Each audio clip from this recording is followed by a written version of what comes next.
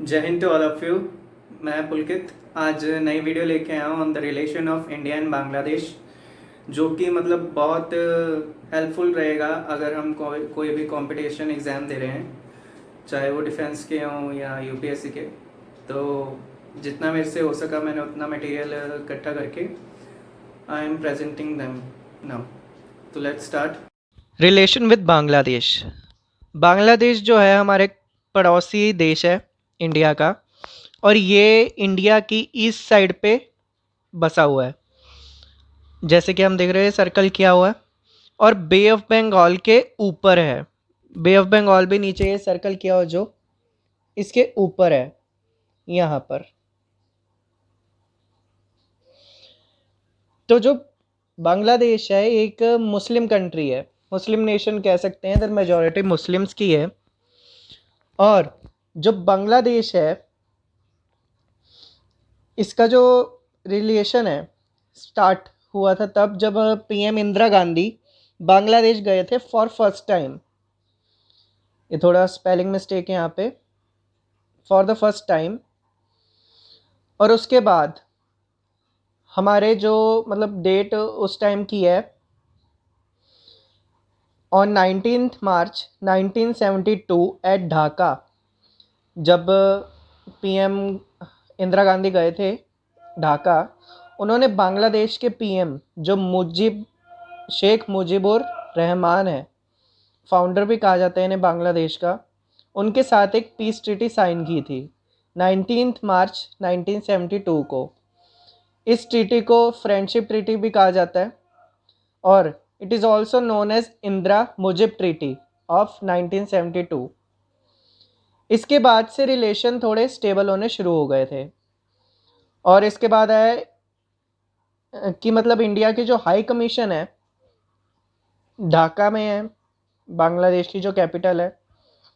और बांग्लादेश की जो हाई कमीशन है वो न्यू दिल्ली में है, जो कि इंडिया की कैपिटल है। जो इंडिया के हाई कमिश्नर हैं to the people's republic of Bangladesh, Riva Ganguly Das है उनका नाम। और जो बांग्लादेश के हाई कमिश्नर हैं to the republic of India, Mohammad Rahman. Mostly these countries have friendly relation from sometimes, पर मतलब इनके बीच में थोड़ी बॉर्डर डिस्प्यूट्स हो गए थे। मतलब जिसे कह सकते हैं कि मतलब बहुत टेंस सिचुएशन थी उस टाइम पे। बट 6 जून 2015 में बाउंड्री एग्रीमेंट साइन किया गया था, मतलब जो कि एक फुल स्टॉप माना जाता है जो ये डिस्प्यूट था, बाउंड्री डिस्प्यूट दोनों कंट्रीज़ में। उसके बाद जो ये दोनों कंट्रीज़ हैं इंडिया और बांग्लादेश, बिम्स्टेक, सार्क और कॉमनवेल्थ जैसी ऑर्गेनाइजेशन जो हैं उनके दोनों मेंबर हैं। और सबसे बड़ी बात तो ये है कि मतलब इनकी बाउंड्रीज आपस में मिलती हैं। जो बांग्लादेश है तीनों ओर से इंडिया से घिरा हुआ है, और इसलिए इसकी जो मतलब ज़्यादातर कल्चर हैं वो इंडिया से बहुत मिलते जुलते हैं। यहाँ तक कि जो वेस्ट बंगाल है उसकी लैंग्वेज बांग्ला भी इससे मिलती है। और एज द मतलब जैसे कि हम देख सकते हैं कि मतलब अगर बाउंड्रीज मिलती हैं तो इफेक्ट भी बहुत ज़्यादा होता है। तो उसके बाद है कि मतलब जो यहाँ पे मेजॉरिटी पीपल हैं वो बांग्ला स्पीकिंग ही हैं, बट जो वेस्ट बंगाल में बांग्ला स्पीकिंग है वो मेजॉरिटी में हिंदू रिलीजन है, पर जो बांग्लादेश में है मेजॉरिटी में इस्लामिक रिलीजन है। उसके बाद आता है during 1971 Bangladesh liberation war between east Pakistan which is known as Bangladesh और वेस्ट पाकिस्तान, जो कि हम अच्छे से जानते कौन सा पाकिस्तान है। इस दौरान मतलब जब बांग्लादेश की फॉर्मेशन हुई थी जिस युद्ध में, जिसको हम 1971 का युद्ध भी कहते हैं, उस टाइम इंडियन आर्मी ने बांग्लादेश की हेल्प की थी to fight against west Pakistan, जिसमें कि जो वेस्ट पाकिस्तान की जो जितनी भी मतलब पाकिस्तान की जितनी भी आर्मी थी उन्होंने सरेंडर कर दिया था। और उस टाइम के हमारे जो मतलब जनरल थे, सैम मानेकशॉ थे, फील्ड मार्शल सैम मानेकशॉ।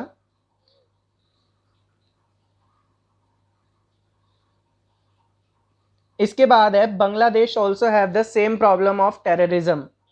मतलब जो हमारे प्रॉब्लम चल रही है कंट्री में टेररिज्म की, वो ही सेम प्रॉब्लम बांग्लादेश में है। इस्लामिक मतलब मिलिटेंट्स कह सकते हैं।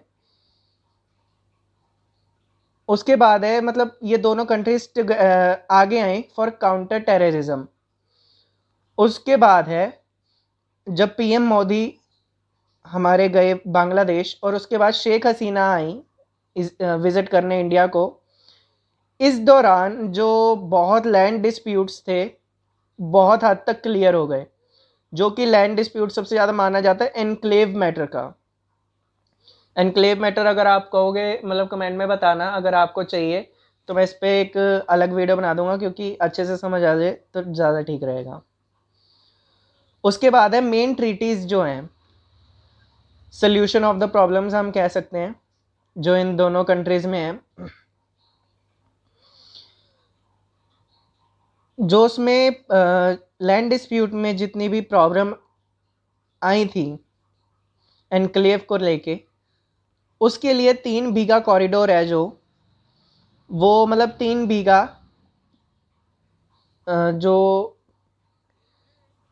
अगर इसको समझें तो मतलब जो अगर माने ये जो है ये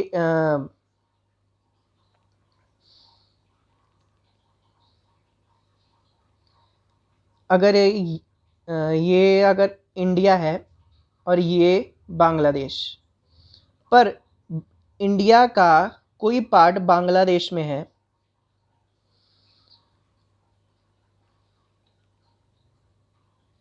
ये, और बांग्लादेश का कोई पार्ट है इंडिया में, तो इस दोनों मतलब अगर इसको समझें तो अगर बांग्लादेश का पार्ट इंडिया में है तो वो एनक्लेव होता है, और अगर इंडिया का पार्ट बांग्लादेश में है तो उसे एनक्लेव बोलेंगे। तो इसके लिए क्या किया था जो इंडिया गवर्नमेंट थी उस टाइम की सेंट्रल में, उन्होंने बांग्लादेश को अपने एरिया से मिलने के लिए एक कॉरिडोर दे दिया था लीज पर, कि मतलब आप इधर से आ जा सकते हैं, अपने लोगों से मिल सकते हैं। पर इसका जो उस टाइम पे ऑपोजिशन थी उसने भी बहुत अपोज किया, और उसके बाद जो वेस्ट बंगाल की गवर्नमेंट थी उसने भी अपोज किया कुछ ज़्यादा, पर एक टाइम पे आकर ये ख़त्म हो गया था। उसके बाद है Farakka barrage on the river Hooghly. मतलब जो कह सकते कंस्ट्रक्शन ऑफ फराका बैराज एक तरह से जो इनका वाटर डिस्प्यूट था बांग्लादेश का, कि ये कहते थे कि जो इन्हें प्रॉपर अमाउंट ऑफ पानी नहीं मिलता ड्यूरिंग द ड्राई सीजन, और जो मानसून होता है जब बारिश आती है तो जब इंडिया पानी छोड़ता है तो इनकी तरफ बाढ़ आ जाती है। तो ये फराक बैराज जो था इसका एक मतलब कह सकते हैं सल्यूशन ही था। फराक बैराज जो ट्रीटी थी इसमें कहा गया था कि मतलब 50% पानी शेयर होगा दोनों तरफ, चाहे वो 50% बांग्लादेश को मिलेगा और 50% इंडिया को मिलेगा। और जब ड्राई सीजन के दौरान इंडिया उनको ज़्यादा पानी देगा, पर मॉनसून के दौरान इंडिया उधर बहुत ज़्यादा पानी नहीं छोड़ेगा ताकि उधर फ्लड्स ना आ सके।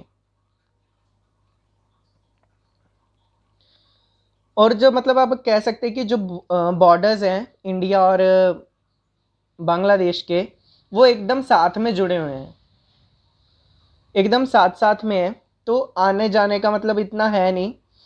इलीगल माइग्रेंट्स की पर प्रॉब्लम बहुत है, क्योंकि इंडिया और बांग्लादेश का जैसे बॉर्डर साथ में है तो कई मतलब चोरी छिपे जो इलीगल ड्रग्स होते हैं या वेपन्स वगैरह का स्मगलिंग का जितना भी होता है इस बॉर्डर से होता है, चाहे वो इंडिया से बांग्लादेश हो चाहे बांग्लादेश से इंडिया हो। तो ये भी बहुत बड़ा मतलब एक प्रॉब्लम रही है। इससे रिलेटेड प्रॉब्लम शुरू हो गई थी एक टाइम पे बॉर्डर किलिंग, जो बांग्लादेश कहता था कि बॉर्डर किलिंग होती है by our border security forces. वो कहते थे बॉर्डर सिक्योरिटी फोर्सेस जो हमारी हैं वो बांग्लादेशियों को मारते हैं, पर बाद में जो हमारा पॉइंट ऑफ व्यू था कि हम इलीगल माइग्रेंट्स को मारते हैं जो वेपन सप्लाई करते हैं, फेक मनी सप्लाई करते हैं, चाहे वो इंडिया से बांग्लादेश हो चाहे बांग्लादेश से इंडिया। तो जब इनको प्रूफ दिए तब जाके ये मैटर सॉल्व हुआ कि मतलब बॉर्डर किलिंग जो इलीगल है सिर्फ उनकी होती है जो मतलब पूरे लीगल तरीके से जाते हैं, उनको नहीं मारा जाता। फिर थोड़ी सिचुएशंस मतलब क्या हुआ, नॉर्मल हो गई। पर जब doctor Manmohan Singh prime minister थे तो उस टाइम क्या हुआ, एक और फिर से टेंस सिचुएशन अराउज हो गई कि एक मीटिंग में डॉक्टर मनमोहन सिंह ने कह दिया कि जो बांग्लादेशी हैं 25% of Bangladeshi are anti Indians. तो इस पर फिर बहुत मतलब जहाँ पर भी बांग्लादेश या इंडिया की मीटिंग्स होती थी बहुत टेंस रहते थे सिचुएशन, और मतलब दोनों में सिर्फ इसी को लेके बात होती थी। उसके बाद आता है जो मतलब हमारे इंडिया और बांग्लादेश की सिचुएशन या फ्रेंडली रिलेशन को और बढ़ाने के लिए, इसके लिए जो सुषमा स्वराज हैं वो जब गए थे बांग्लादेश, जब वो पहली बार मतलब फॉरेन मिनिस्टर बने, तो उन्होंने जाते ही क्या किया, मतलब जितने भी मल्टीपल 5 टाइम मल्टीपल वीज़ाज उनको मतलब ग्रांट कर दिए, पर उन्होंने एक एज लिमिट रखी 13 साल से नीचे बच्चे का हो सकता है सिर्फ, और जो 65 ईयर्स से अबव सिटीजन है या 65 ईयर्स का है उनका हो सकता है। उसके बाद था कि मतलब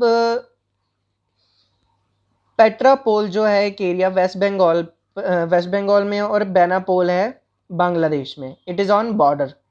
मतलब जैसे आप लोगों को पता ही होगा कि वाघा बॉर्डर पे जो सेरेमनी होती है, रिट्रीटिंग सेरेमनी भी कहते हैं उसे, शाम को मार्च पास्ट और फ्लैग डाउन होते हैं जो पूरे रिस्पेक्टिवली। तो इस जगह भी मतलब फ्रेंडली रिलेशन और बढ़ाने के लिए इस जगह भी ये सब किया गया था। नवंबर 2013 से ये शुरू हो गया था। उसके बाद था during 2014 while the first visit of foreign minister Sushma Swaraj, उन्होंने जो अभी आपको बताया कि टूरिस्ट वीज़ा उन्होंने कर दिया था चाइल्ड बिलो 13 ईयर्स एज और सीनियर सिटीजन्स का। उसके बाद है मतलब उन्होंने एक ऐसा फैसला लिया फ्रेंडशिप को रखने के लिए कि उन्होंने ना सारे मतलब जो सज़ा काट रहे हैं इंडिया में बांग्लादेशी मर्डर्स के, मतलब जिनकी कंप्लीट होने वाली है, उन सबको उन्होंने छोड़ दिया, बांग्लादेश वापस भेज दिया। और इंडिया की तरफ से 100 मेगावाट जो बिजली है वो बांग्लादेश को दी जाती थी। उसके बाद जो सुषमा स्वराज जब गए थे उन्होंने मैत्री एक्सप्रेस शुरू कर दी थी, मतलब लोगों का आना जाना ज़्यादा हो, फ्रेंडली रिलेशन ज़्यादा हो, फ्रीक्वेंसी इंक्रीज करने के लिए। उसके बाद बस सर्विसेज भी स्टार्ट कर दी गई थी गुवाहाटी से ढाका तक, ढाका से गुवाहाटी और शिलोंग तक।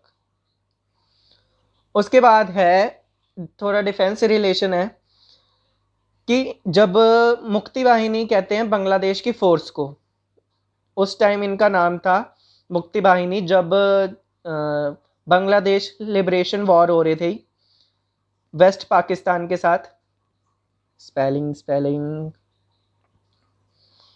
वेस्ट पाकिस्तान के साथ जब वॉर हो रही थी उस टाइम जो इंडियन आर्मी थी उन्होंने इनको ट्रेनिंग दी थी बांग्लादेश की आर्मी को, और इनके साथ लड़े भी थे, मतलब इनकी हेल्प करी थी, इनके साथ मिलके लड़े थे वेस्ट पाकिस्तान के खिलाफ। और जो है इंडियन आर्मी की अभी भी जो एक्सरसाइज होती हैं कहीं बांग्लादेश आर्मी के साथ, जो अभी मतलब रिसेंटली हुई है संप्रीति 9, जिसमें बिहार रेजिमेंट 20 बिहार रेजिमेंट है इंडियन आर्मी की, और 42nd बांग्लादेश आर्मी है, उन्होंने मिलकर जो आर्मी एक्सरसाइज की है। अगर कोई भी डाउट है तो कमेंट्स में डालकर पूछो। अगर वीडियो सही लगी या कोई गलती है तो प्लीज़ कमेंट में डाल दो। बट मतलब जितना मैंने मटेरियल इकट्ठा किया है, मतलब जितना हो सका मैंने करा है। So I am really thankful to you. I hope कि मतलब समझ आ गया होगा। जिसको समझ नहीं आया प्लीज़ बताओ कि मतलब क्या गलतियां निकल रही हैं या क्या इसमें आ रहा है, तो ताकि इम्प्रूवमेंट की जाए वीडियोस में। थैंक यू एंड जय हिंद।